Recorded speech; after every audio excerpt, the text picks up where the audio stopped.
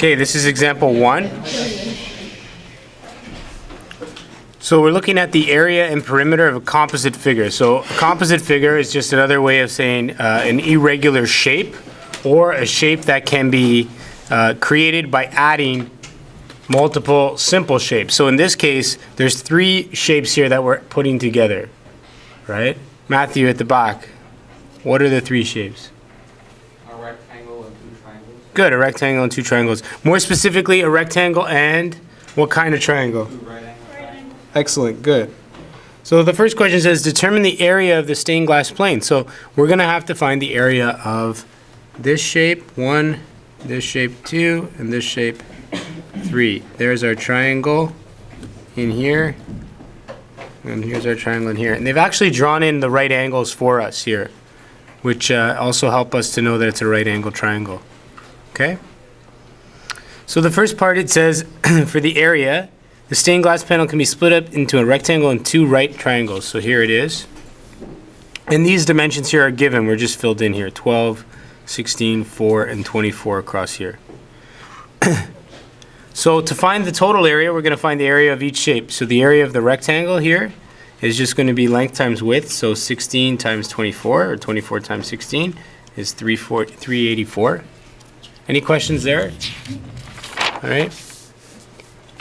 I'll leave the shape over here so you can still see it. Okay, the area of triangle 1, which is this blue shape here, is 1/2 base times height, or the same thing, base times height divided by 2. Those are the same equivalent equations. So we can see that the base is 12, the height is 16, so 1/2 12 times 16 is 96. And finally, the other triangle, the base is 4, and the height is the same at 16. So we get 32. To find the total area, we add all 3, and we end up with 512. Okay, and then keeping in mind the units, which are centimeters squared. Very important that those units for full marks on the test need to be there in the final answer. And like any word problem, you need to finish a word problem question with a sentence. Okay. Finally, determine the perimeter round to the nearest centimeter. So the perimeter, as we know, is just the outside line. So this line plus all the way across here. Okay. So we will have to find this side and this side. What is the length from here to here? Matthew in the front. 24. 24, right. So it's the same as above, right? These are the same length, so that to there. So we have all of the information we need except for the hypotenuse. Okay? So this side we're going to need to calculate.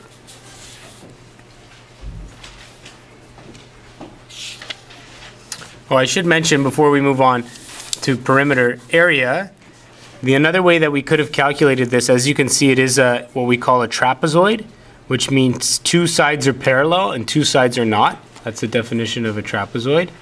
Okay, so we can use the formula for a trapezoid, which is right here. Area is equal to 1/2 h times a plus b. Okay, where a and b is the 2 parallel sides.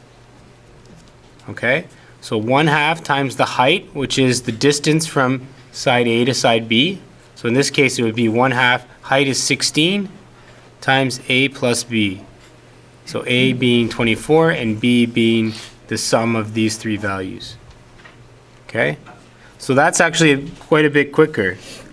And you will see in the homework trapezoids that you'll need to know that formula for. Okay, so that's a nice one to remember. It's right here. 1/2 height A plus B, where A and B are the lengths of the parallel sides of the trapezoid. Any questions about the trapezoid formula for area? You guys are pretty clear on that? All right, good. So back to perimeter, we're looking for those 2 sides, those hypotenuse. So here's our calculation for C. So we're calling this side C and this side D.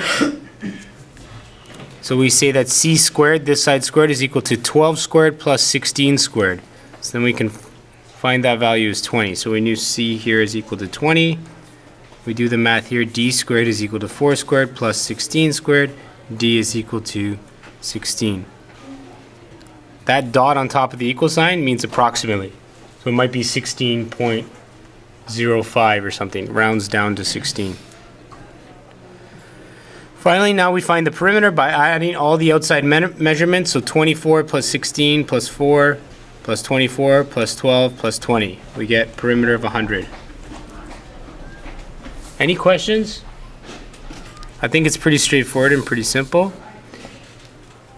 Here in example 2, we're going to find the area and perimeter of a composite figure using subtraction. Who can tell me, just looking at this shape here, how might that work? AJ. Wait, are you looking for area? Area, let's say area. So you times 2.1 and 5.2, and then you get like a rectangle. Yep. Then 2.1 would be the diameter of that sort of semicircle cutting into the rectangle. That's right.